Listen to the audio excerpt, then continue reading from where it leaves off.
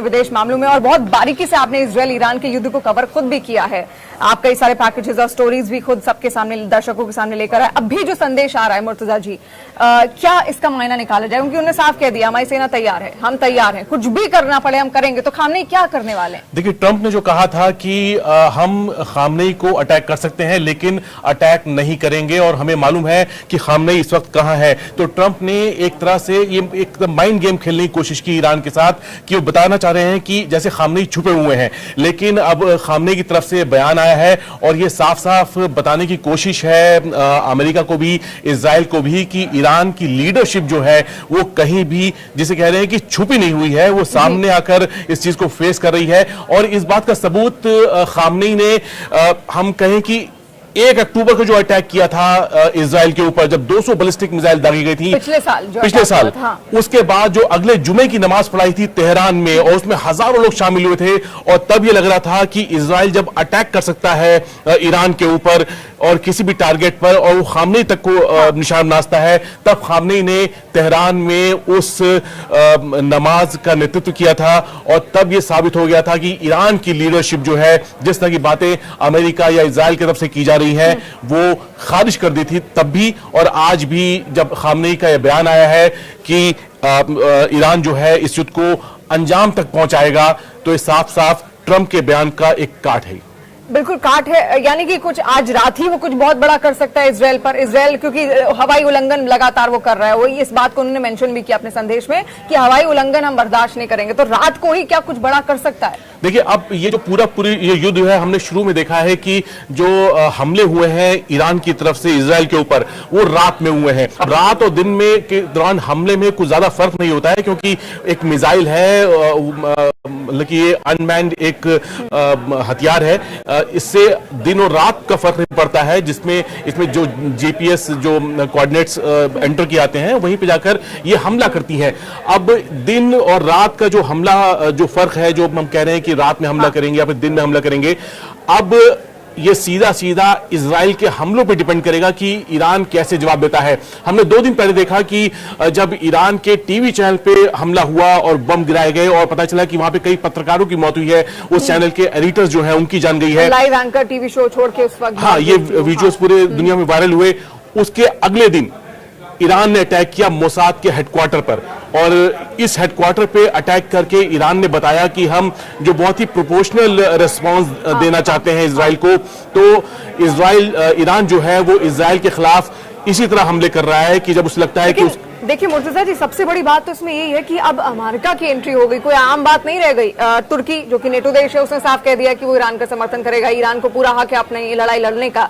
जितने बाकी पश्चिमी देश है वो सब इजराइल के साथ आ रहे हैं। तो 2 धड़ों में सब बढ़ते हुए सारे देश दिख रहे हैं लगभग, और अमेरिका की एंट्री अपने आप में वो घी डालने वाला काम कर दिया। देखिए, ईरान को देखने में लग रहा है कि तुर्की साथ है या फिर सऊदी अरब ने उसके समर्थन में बयान दिया है, रशिया साथ है या चीन साथ है, लेकिन अभी जो हमें ग्राउंड पे दिख रहा है वो ईरान अभी अकेला है। ईरान इस वक्त अकेला है और उसके सामने जो है वो इजराइल है और अमेरिका की एयर पावर है। अब ईरान जो है इस वक्त दोनों से टक्कर ले रहा है। इजराइल और अमेरिका के अलावा अगर हम कहें कि यूरोप की तरफ से जो मदद की पेशकश की गई, फ्रांस की तरफ से, जर्मनी की तरफ से, तो इजराइल को ऐसी अभी मदद मिलने की खबर नहीं है, लेकिन उन्होंने उनका साथ देने की बात कही है। जबकि हम ये मान रहे थे कि आगे चल के मुमकिन है कि रूस या फिर चीन से किसी तरह की मदद मिल सकती है। अब ये टोटली किस तरह इस तरह की मदद हो सकता है दी जा रही हो, लेकिन अभी इसकी हम तस्दीक नहीं कर सकते, या ना ही इसके बारे में रूस ने बोला है, ना ही चीन ने बोला है। अकेले है ईरान, तो ईरान के लिए इतना आसान है, इतनी बड़ी धमकी, जब दुनिया उनको ढूंढ रही थी, भाई कहाँ हो आप अपने देश को छोड़कर भाग गए, वो भी युद्ध की स्थिति में, तब दुनिया उनको जब ढूंढ रही थी तो सबके सामने आते हैं, संदेश देते हैं। एक तो उन्होंने ये जता दिया कि मैं अभी भी यही हूँ, जहां पर भी हूँ मैं चिता सकता हूँ सामने, चाहे अमेरिका हो चाहे इजराइल हो, कोई भी अगर उनके क्षेत्र में आएगा तो उन पर वो हमला करेंगे। लेकिन इतना आसान है टिक पाना इस युद्ध में ईरान के? क्या सोच के खामनेई ने आज ये संदेश दिया? देखिए, ईरान मात्र चिताने के लिए, क्योंकि उसके लिए आपको हथियार भी चाहिए, जखीरा चाहिए, रणनीति चाहिए, वो तो है नहीं। ईरान को बहुत कमजोर समझा जा रहा है और इसकी एक वजह है कि ईरान के बारे में लोग ज्यादा जानते नहीं हैं। हमने ईरान, इजराइल या फिर अमेरिका के हथियारों के बारे में जानते हैं क्योंकि इसका एक प्रोपेगेंडा का हिस्सा रहा है। लेकिन ईरान की ताकत यह है कि वो एक लंबा युद्ध लड़ सकता है जो इजराइल या अमेरिका के लिए मुश्किल है। अब ये खबर है कि वॉल स्ट्रीट जर्नल जो है, जो अमेरिका का अखबार है, वहां से खबर आई है कि इजराइल के पास जो इंटरसेप्टर मिसाइल्स हैं, यानी कि उनकी जो मिसाइल डिफेंस सिस्टम से जो मिसाइल दागी जाती हैं, चाहे वो आयरन डोम हो, चाहे वो डेविड स्लिंग हो, हाँ। इनकी कमी पड़ रही है। पैट्रियट मिसाइल की कमी पड़ रही है। अब ये मिसाइल अगर कम होंगी तो ईरान के हमलों को कैसे रोका जाएगा? तो ईरान जो है उसकी रणनीति या उनके कमांडर्स की रणनीति अभी यह है कि इस युद्ध को, इस लड़ाई को लंबा खींचा जाए और इजराइल या अमेरिका को इस पोजीशन पे लाया जाए जहां पर उनके पास हथियार न बचे कि वो ईरान की मिसाइल्स को से बच सके, उनको खुद को डिफेंड कर सके। लेकिन ईरान क्योंकि अकेला है, अभी भी अगर देखा जाए, अमेरिका ऐसा होने नहीं देगा कि इजराइल को हथियारों की कमी होने दे। हमने यूक्रेन में देखा, वो कुछ भी हो रहा और उससे भले ही बात कर रहा हो, लेकिन उसको हथियारों की कमी नहीं होने दी। ऐसे ही वो इजराइल के साथ भी करेगा। इजराइल अगर अमेरिका पीछे भी हट जाता है तो तमाम पश्चिमी देश हैं जो साफ कह चुके हैं, वो कहीं ना कहीं कभी ना कभी आगे आएंगे ही। ईरान फिर भी अकेला है, उसके पास अभी रूस ने साफ तौर पर कुछ नहीं कहा, चीन की तरफ से कोई मदद आएगी नहीं पता। तो हथियारों की कमी होना तो ईरान के लिए जायज बात है। देखिए, ईरान जो है वो इस युद्ध की तैयारी जब सद्दाम के ऊपर हमला हुआ था इराक में, तभी से कर रहा है। अच्छा। और तभी से ईरान ने अपने अंडरग्राउंड बेस जो है बनाने शुरू कर दिए थे। एक मुझे लेख याद है जिसमें एक किसी ईरानी जनरल ने कहा था कि हम जो है मिसाइल ऐसे बना रहे हैं जैसे किसी की फैक्ट्री में सिगार बनते हैं। तो आप सोचिए कि ईरान में जो मिसाइल का उत्पादन है वो पिछले 15 सालों में कितना ज्यादा हुआ होगा। और एक अमेरिकी जनरल का भी तो ये कहना है कि ईरान के पास 3 से 5 हजार मिसाइल हैं। तो अगर ईरान सस्टेन करता है इस युद्ध में तो तभी वो आगे बढ़ पाएगा या उसकी जीत मुमकिन होगी। शॉर्ट टर्म में ईरान इस युद्ध में लॉस में रहेगा, इसीलिए वहां के कमांडर जो हैं वो चाहते हैं कि इस युद्ध को लंबा खींचें और जितना ज्यादा लंबा खींचेंगे उतना ज्यादा इजराइल या अमेरिका के लिए मुश्किल होगी। लेकिन ये बात, क्योंकि हम लोग इस बात को डिस्कस कर रहे हैं कि अमेरिका को मुश्किल होगी, तो ये बात तो बेशक खुद अमेरिका और इजराइल भी जानते ही होंगे कि वो लंबा खींचने की कोशिश में है। तो इसका भी तोड़ उन्होंने निकाला होगा इजराइल और अमेरिका ने मिलकर कि ये चाहते ही हैं कि युद्ध लंबा खींचे। उन्होंने इस बात का इशारा तो 13 जून को ही कर दिया था जब उन्होंने जो टॉप लाइन थी जो मिलिट्री लीडरशिप की, जब उसको खत्म कर दिया था। तो तभी ये मैसेज आ गया था कि इन लोग जो इजराइल या अमेरिका के लिए कोई रेड लाइन नहीं है। हाँ। और अगर मुमकिन हुआ इनके लिए तो ये जो ईरान के सर्वोच्च नेता है अली खामेनी, उनको भी मारने से पीछे नहीं हटेंगे। तो अब पिछले 2 दिन में जिस तरह का मैसेज आया, चाहे वो नेतन्याहू से है चाहे फिर वो ट्रंप से है। एक और बयान आया, खामेनी ने साफ कह दिया कि ईरान विल नॉट सरेंडर और एक्सेप्ट एन इम्पोज्ड पीस और वॉर। साफ कह दिया, साफ संदेश। हाँ, तो ये शुरू में कह दिया था उन्होंने कि इस युद्ध की शुरुआत जो इजराइल ने की है, जैसा कि 13 जून को हमला हुआ था, और इसको खत्म हम करेंगे। तो ये ईरान की तरफ से ये बहुत ही साफ पैगाम है कि आप इस युद्ध को आपने शुरू किया है, आपने शुरू किया है तो खत्म, लेकिन हम इसको लंबा ले जाएंगे। जो अभी तक की जो चीजें हैं, ईरान की जो मिसाइल जिस तरह से इसने दागी है, शुरू में इसने कुछ ज्यादा मिसाइल दागी, अब इसने कम की है मिसाइल। और इसकी वजह एक ये है कि ये अपनी मिसाइलों में डिकॉय का इस्तेमाल कर रहा है। डिकॉय मतलब कि नकली मिसाइल जिसमें वॉरहेड नहीं होता है। अब ये होता क्या है कि ईरान की तरफ से जब मिसाइल दागी जाती है, 100 मिसाइल दागी गई, अब समझ लीजिए उसमें 50 डिकॉय है। अब 50 मतलब नकली मिसाइल है। तो उसका जो एयर डिफेंस सिस्टम वो इंटरसेप्ट करेगा, वो उसमें कोई चांस नहीं लेगा। अब वो जो 50 मिसाइल उन 50 डिकॉय को रोकेंगी तो उसका नुकसान किसको होगा? उसका नुकसान इजराइल को होगा या फिर अमेरिका को होगा। हाँ। इसके अलावा अभी जो मैंने आपको बताया, यहाँ पे हमने दर्शकों को भी बताया कि खामनेई सीधे कह चुके हैं, देखिए यही है खामनेई, और इन्होंने सीधे कह दिया है कि ईरान कोई सरेंडर नहीं करेगा, यानी कि वो भी सरेंडर नहीं करने वाले। अब ये तो एक तरीके से जो चेतावनी अमेरिका ने दी थी मुर्तजा जी, उसको इन्होंने सीधे सीधे नकार दिया कि हम नहीं सुनने वाले। तो अब क्या इसका साफ कहा है अमेरिका ने, नुकसान तो भुगतना पड़ेगा अगर इस शर्त को नहीं माना तो।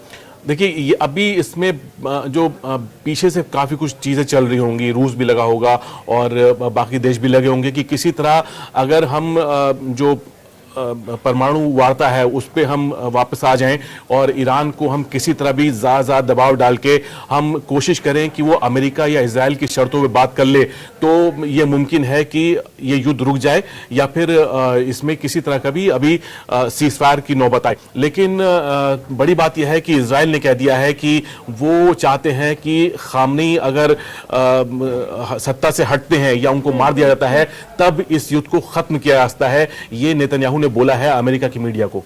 अच्छा, इसका विकल्प भी मात्र यही है।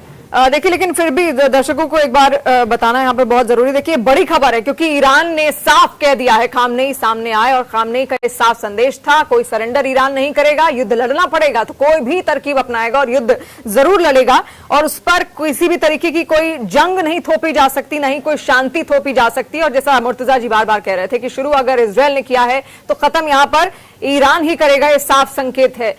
जो बार बार यहाँ पर जो बात आज सामने आई थी मुर्तजा जी की, आपने भी कहा कि एक ही विकल्प है कि खामनेई खत्म हो 1979 के आसपास, जब ये खामनेई खत्म नहीं हो, जो इजराइल खामनेई खत्म होंगे तभी ये जो तकरार है, जो विवाद है, ये ऐसा इजराइल का मानना है। वो इजराइल कह रहा है कि अगर खामनेई हट जाते हैं, या इसका कारण भी है। इससे पहले तो दोनों बहुत अच्छी दोस्ती भी रही है। मतलब इजराइल जब नया नया देश बना था तो उसको सबसे पहले मान्यता देने वाला वन ऑफ द नेशन यही था, खुद ईरान ही रहा।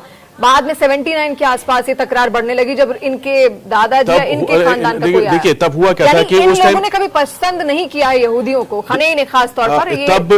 तब ईरान में शाह की हुकूमत थी।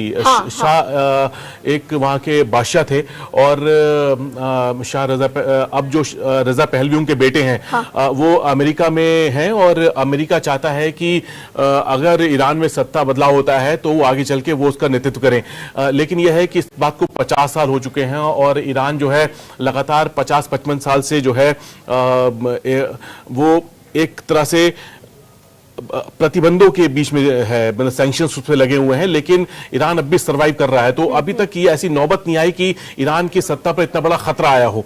अब ये युद्ध जो है ये इजराइल के लिहाज से उनके लिए एक सुनहरा अवसर है। अगर वो कुछ आगे करते हैं या फिर खामनेई के खिलाफ कुछ ऐसा फैसला लेते हैं जो ईरान की सरकार को बदल सकता है। लेकिन ये बहुत बड़ी खबर अपने आप में, क्योंकि ईरान साफ कर चुका है कि वो पीछे हटने वाला नहीं है। उस पर कुछ भी थोपा नहीं जा सकता, चाहे युद्ध हो चाहे शांति हो, जबरदस्ती उस पर थोपी नहीं जा सकती। और साफ कह दिया है कि सरेंडर तो बिल्कुल भी नहीं करेंगे। देखिए, अमेरिका ने उनको चेताया था, अमेरिका ने शर्त रखी थी साफ साफ कि बिना शर्त सरेंडर कर दो, नहीं तो नुकसान झेलना पड़ेगा। क्योंकि सारी लोकेशंस खामनेई जहां पर भी छुपे हुए हैं उनकी लोकेशंस अमेरिका को पता है और अमेरिका ने ईरान के इर्द गिर्द एक सुरक्षा घेरा भी तैयार कर दिया है कि अगर ईरान की ओर से कुछ भी ऐसा वैसा किया गया तो उस पर तुरंत अटैक की स्थिति यहां पर बन सकती है। अपने आप में बहुत बड़ी बात है। अमेरिका जिस तरीके से मुर्तजा जी कह रहा है कि आसपास का जितना भी क्षेत्र है वो कवर अप किया हुआ है उसने, तो यानी कि वो तैयार थे पहले से ही। अमेरिका एक बहुत बड़ी एयर पावर है, दुनिया की सबसे बड़ी एयर पावर है। दुनिया में सभी एयरफोर्स को मिला दिया जाए तो उनके पास इतने जहाज नहीं है जितने कि अमेरिका के पास हैं। अभी हम 1-2 दिन पहले बता भी रहे थे कि जब अमेरिका से वहां से टैंकर विमान गए हैं पश्चिम एशिया की तरफ और यूरोप की तरफ, तो 30 से 40 टैंकर विमान हैं जो उस तरफ के हैं। और ये बताता है कि अमेरिका इस ऑपरेशन को लंबा खींचने के लिए तैयार है, या फिर वो ईरान पे जो अब भी जैसे इजराइल का दावा है कि हमारी टोटल एयर सुप्रीमेसी है, तो अमेरिका इसमें मदद करने के लिए आगे आ रहा है। और मुमकिन है कि ये जो टैंकर विमान है वो इजराइल को की सपोर्ट में ही तैनात किए जाएं।